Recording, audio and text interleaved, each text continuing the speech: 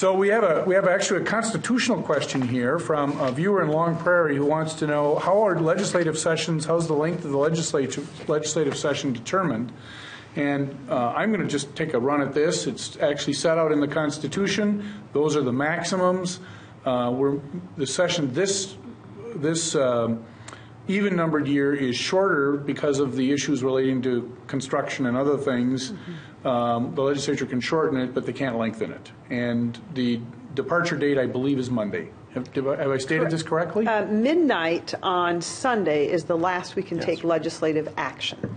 So anything that's not done by midnight, Sunday night, May 22nd, which is my birthday, will require a special session or not get done. And in the history of this, at different times, legislators have found ways around concluding at midnight, whether it's covering the clock or doing something else. We'll see what happens. I hope we don't get there, but let me just say, we should not be where we are today, which is we have just a few days left, 3 days left, and yet we don't have targets. We don't have conference committee. You and I talked a little bit about this. Maybe if you could just take about 30 seconds or a minute and talk a little bit about how you would approach these I'm really issues. concerned about this. We really need to end last-minute lawmaking. And our constitutional deadline did not sneak up on us. It was written in our Constitution 150-some years ago. So we've known that our deadline was May 22nd this year at midnight. We've known it for 100 years. So we should move our clock, our legislative clock, forward. My proposals are 1 week before our constitutionally mandated adjournment date.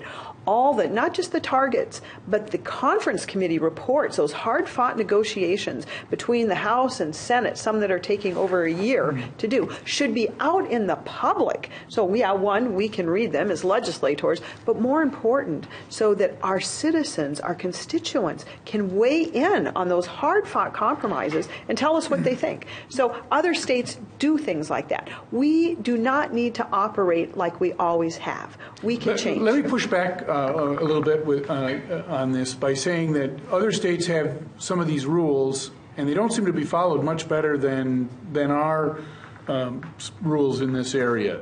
I mean, I'm wondering if legislation is really the answer, or if it's a cultural problem, and which makes it, like in any of our jobs, then much more difficult to fix. Well, I think you're right about that, Barry, but I think we as the legislature are responsible to the public. The public is becoming outraged over this. I've been talking about this for 2 years, so have others, some much longer than I have.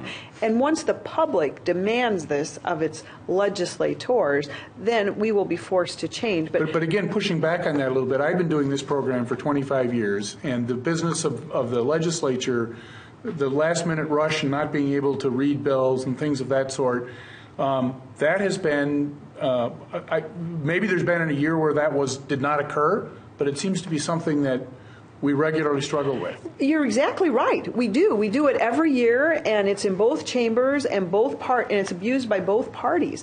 But the point is, we don't have to do it this way. We can literally change, and I think people are demanding that now. So, but we know when the deadline is, so let's just set our internal deadline, our legislative deadline, 1 week before the mandated adjournment date, so that really the public knows what's in these things, and they can talk to us about it. I think it's important. Representative Bly, I want to